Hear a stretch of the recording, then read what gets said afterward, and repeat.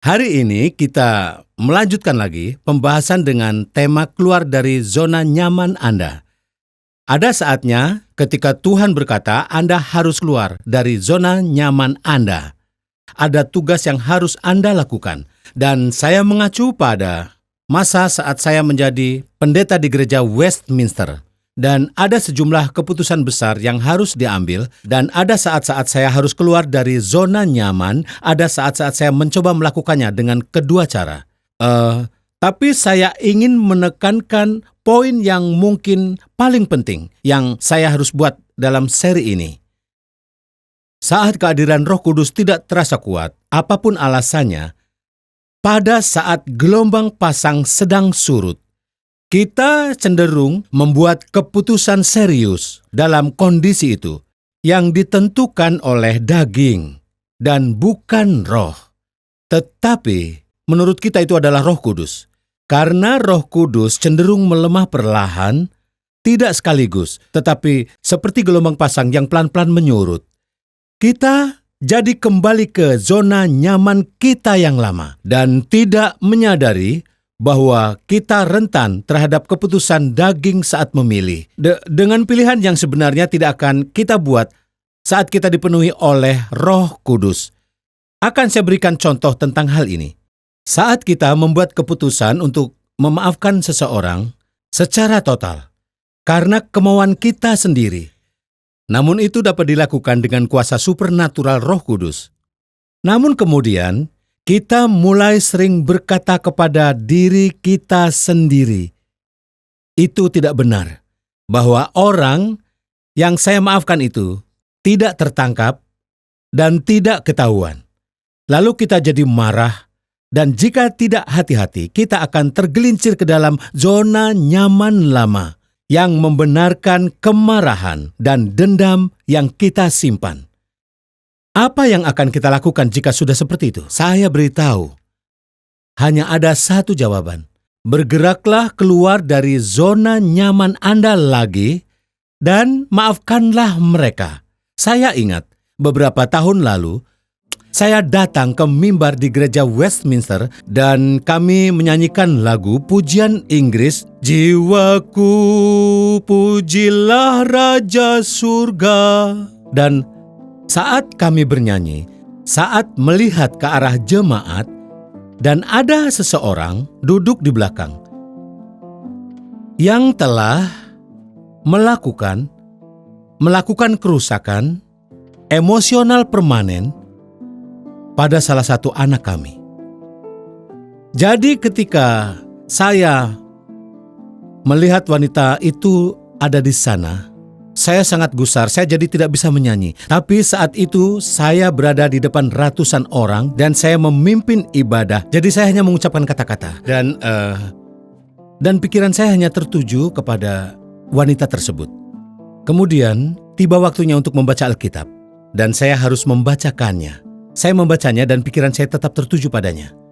Lalu kami menyanyikan pujian lain, itu adalah hari-hari yang penuh lagu pujian. Dan kami harus menyanyikan pujian lainnya lagi. Dan hal yang paling berat adalah doa pastoral. Di hari-hari itu, saya bisa berdoa 7, 8, bahkan sampai 10 menit. Dan sekarang saya harus berdoa. Dan saya sudah tidak bersemangat lagi untuk berdoa. Ya, lalu bayangkan betapa tidak nyamannya saya. Entah bagaimana saya dapat melalui situasi itu. Yang saat itu menyelamatkan saya adalah sesi persembahan. Dan saat itu sekretaris gereja datang ke mimbar menyambut orang-orang, memberikan pengumuman dan menyampaikan bahwa tibalah waktunya persembahan pagi. Itu memberi saya waktu sekitar 5 menit.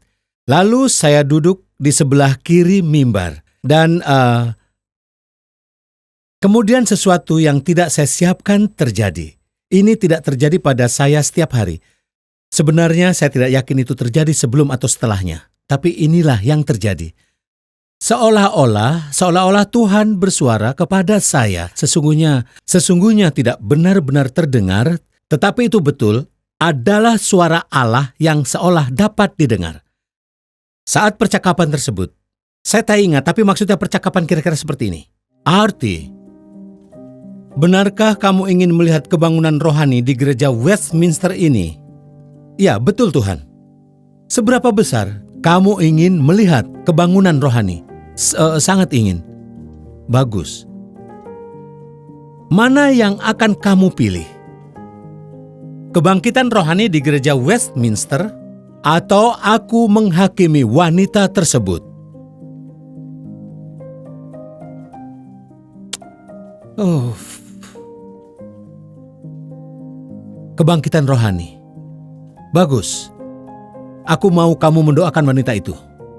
Dan saya berkata, Tuhan, berkatilah wanita itu. Dia berkata itu tidak cukup. Mintalah padaku untuk memberkatinya.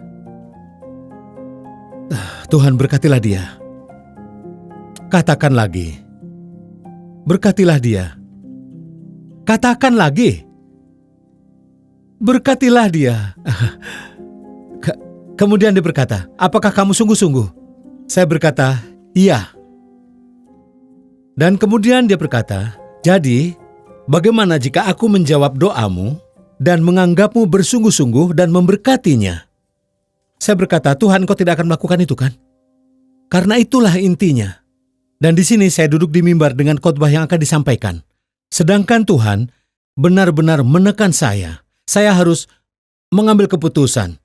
Dan saya mulai berkata, Tuhan, berkatilah dia, berkatilah dia, berkatilah dia. Dan itu menyakitkan saya.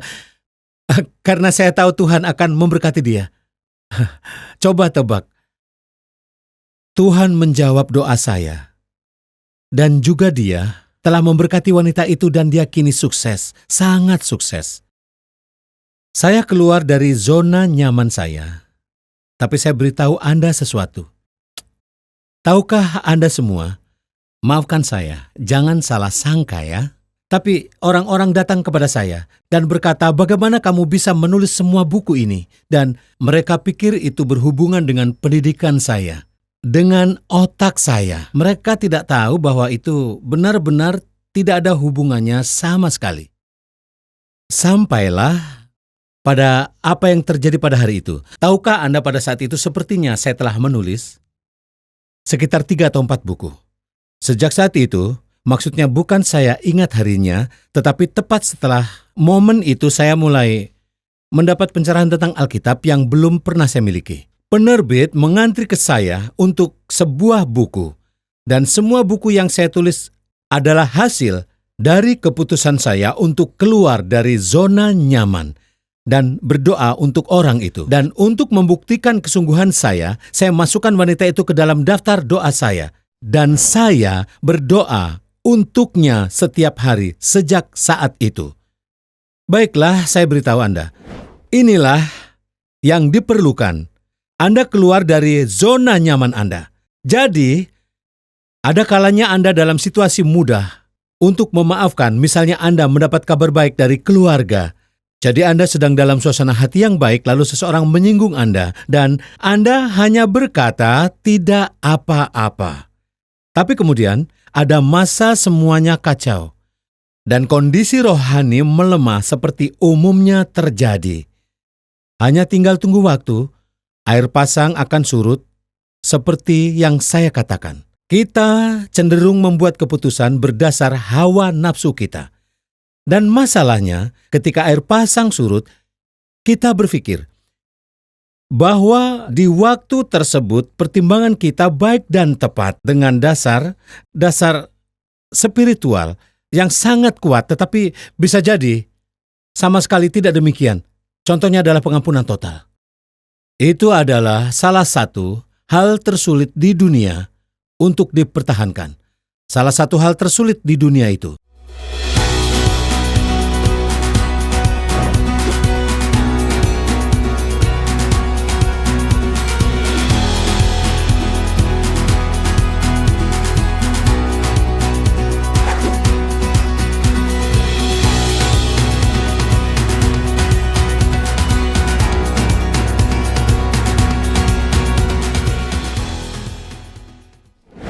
Saya tahu apa artinya bagi saya untuk memaafkan bertahun-tahun yang lalu.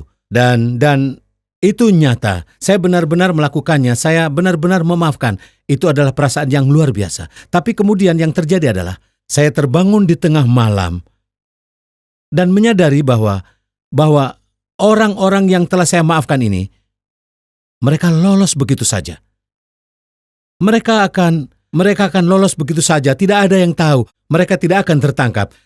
Dan saya ingin berkata, tapi perbuatan mereka perlu diungkap. Apa yang mereka lakukan salah dan perlu diberitahu. Di tengah malam, iblis datang. Dan seringkali, saya tidak tahu bagaimana dengan Anda, tetapi saya tidak selalu merasakan kehadiran Tuhan. Dan semua perasaan itu tiba-tiba muncul. Dan kemudian hal berikutnya yang terjadi adalah saya terjaga dan tidak bisa tidur selama 2 jam. Yeremia pasal 17 ayat 9 mengatakan, betapa liciknya hati, lebih licik daripada segala sesuatu. Hatinya sudah membatu. Siapakah yang dapat mengetahuinya? Nah, bila kita tidak hati-hati, bisa saja kita kembali mendendam kepada orang-orang yang awalnya sudah kita maafkan. Kalau kita tidak hati-hati. Baiklah, ini juga berlaku dengan cara kita bertindak atau bereaksi terhadap manifestasi dari Roh Kudus. Ketika kita penuh dengan Roh dan berjalan dalam Roh, Anda harus tahu kita mungkin tidak akan melewatkan apa yang Tuhan sedang lakukan. Saat Roh Kudus bermanifestasi, apakah melalui tangisan atau percayakah Anda tertawa dan saya benar-benar melihat orang-orang jatuh ke lantai? Nah, bila kita berada di dalam kedagingan, kita melihat hal semacam itu memuakkan dan tercela.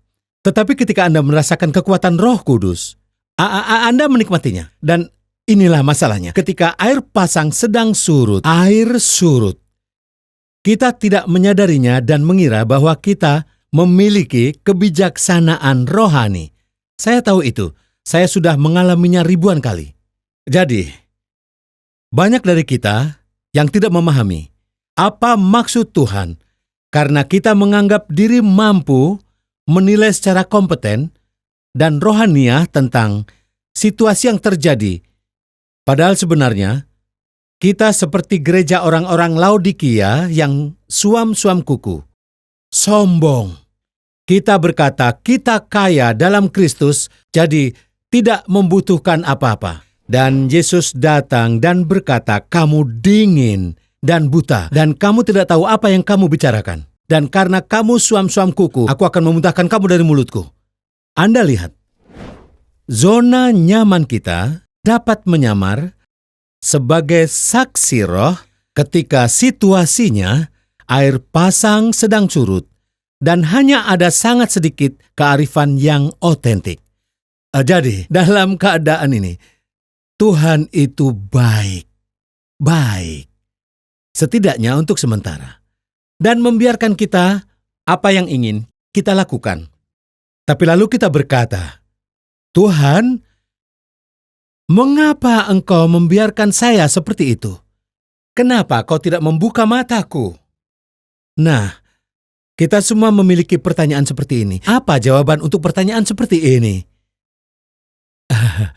Jawabannya adalah karena kebaikan Tuhan yang tanpa rasa sakit membiarkan kita lolos, berjalan terus tanpa kita ketika kita tidak mendengar ajakan lembutnya. Atau dia hanya meninggalkan kita saat kita sombong dan tidak dapat diajar. Dan kita tidak menyadari pada saat itu bahwa dia baru saja menyelinap pergi. Mungkin dia menunggu waktu di mana kita akan membiarkan dia kembali dan kita akan mendengarkan dia. Jadi yang saya coba sampaikan adalah ada saat-saat ketika Tuhan muncul dan menjadi mudah untuk Anda berdoa, untuk membaca Alkitab, untuk tabah dan tidak mengeluh. Dan Anda merasa sangat bersyukur. Namun kemudian, ketika hal itu sulit untuk berdoa, sulit membaca Alkitab Anda, saya akan ceritakan sebuah kisah dari acara Ken Ridge Revival. Beberapa dari Anda mungkin ingat, saya berasal dari area perbukitan Kentucky. Dan sekitar 100 mil dari Ashland adalah Bourbon County. Iya, Bourbon County di Kentucky. Dan ada area di Bourbon County yang disebut Cane Ridge. Nah, itu adalah tempat fenomena pertama camp pertemuan. Kereta-kereta tertutup kanvas datang dari berbagai negara bagian, misalnya Ohio, Virginia Barat, Virginia, Tennessee, ke daerah yang disebut Cane Ridge. Anda bisa coba ke sana hari ini dan coba bayangkan, orang-orang yang datang ke sana menggunakan kereta berkanvas, sekitar 15.000 orang atau lebih datang. Dan itu terjadi pada awal tahun 1802, tepat di awal abad ke-19. Tahukah Anda, orang-orang yang bertemu di sana sebelum kebangunan rohani tiba, mereka berargumen. Apakah keselamatan adalah sesuatu yang bisa hilang dari Anda atau pasti selalu ada? Mereka akan berdebat tentang baptisan, apakah yang benar selam atau percik. Mereka akan berdebat apakah sistem gereja harus presbiterian atau episkopal. Mereka ini akan selalu berdebat secara teologis. Lalu pada suatu hari, pada hari Minggu pagi, seorang pengkhotbah awam Metodis berdiri di atas sebuah batang pohon tumbang. Dia mengambil bacaan dari 2 Korintus pasal 5 ayat 10 yang berbunyi, sebab kita semua harus menghadap tahta pengadilan Kristus, supaya setiap orang memperoleh apa yang patut diterimanya, sesuai dengan yang dilakukannya dalam hidupnya itu baik atau jahat. Tahukah Anda, saya yakin tidak ada yang mengira bahwa ketika dia berkhotbah, Roh Kudus turun di atas semua orang ini. Perkiraannya ada sekitar 15.000 orang yang berkumpul mendengar khotbahnya. Saat dia berkhotbah, orang-orang mulai berjatuhan ke tanah. Tidak ada yang berdoa untuk mereka, tidak ada yang mendorong. Mereka jatuh begitu saja, ratusan. Dan tidak ada yang tahu apa yang terjadi. Beberapa mengira mereka sudah mati. Mereka coba memeriksa denyut nadi dan kadang merasakan 2 denyut per menit. Anda tidak mungkin hidup dengan itu. Dan terjadilah kepanikan. Tetapi setelah beberapa jam kemudian, mereka menyadari bahwa orang-orang yang tadi telah terjatuh ke tanah terbangun sambil meneriakkan keyakinan yang besar akan keselamatan, dan lainnya juga mulai jatuh. Selama 4 hari, dari Minggu, Senin, Selasa, Rabu, tidak pernah kurang dari 500 orang jatuh ke tanah. Itu disebut kebangunan rohani terbesar kedua di Amerika. Yang pertama terjadi di abad 18 di bawah pemberitaan orang-orang seperti Jonathan Edwards. Sedangkan ini terjadi di awal abad ke-19, 1802. Kebangkitan rohani besar kedua di Amerika. Dan sementara kebangunan rohani pertama di abad 18 berlangsung sekitar 25 atau 30 tahun. Kebangunan rohani di Cane Ridge terjadi selama 4 hari. 4 hari. Saya menyampaikan ini karena alasan berikut. Selama 4 hari tersebut, tidak ada yang ingin memperdebatkan hal-hal spesifik tentang apakah Anda bisa kehilangan keselamatan, apakah baptisan dilakukan dengan selam atau percik, atau gereja siapa yang benar. Tahukah Anda, itu tidak terlintas dalam pikiran siapapun. Mereka hanya berkata, apakah Anda seorang Kristen? Hanya itu, mereka tak peduli Anda seorang Metodis, Baptis, Presbiterian. Anda adalah seorang Kristen, jadi ada kasih seperti itu. Saat air pasang, saat gelombang pasang datang, yang saya maksud adalah saat gelombang pasang Roh Kudus juga datang. Hal-hal yang mengusik kita sebelumnya tidak terasa mengganggu lagi pada saat itu. Tapi sekarang ini, Anda bisa menyebutnya cerita lucu atau menyebutnya cerita sedih atau mungkin sedikit kombinasi keduanya. Percayakah Anda bahwa ketika kebangunan rohani berakhir, dan gelombang pasang mulai surut, salah satu dari pemimpin utama dari kebangunan rohani di Cane Ridge, pemimpin utamanya, memulai denominasi baru. Dan menurut Anda apa sebutannya? Dia menyebutnya Gereja Kristen. Perhatikan ini. Saat kebangkitan rohani, hal yang penting itu apakah Anda seorang Kristen. Tapi kemudian, dia memulai sebuah gereja, dia menyebutnya Gereja Kristen. Percayakah Anda, itu hanya menjadi denominasi yang lain, seperti Baptis, Metodis, lalu sekarang Kristen?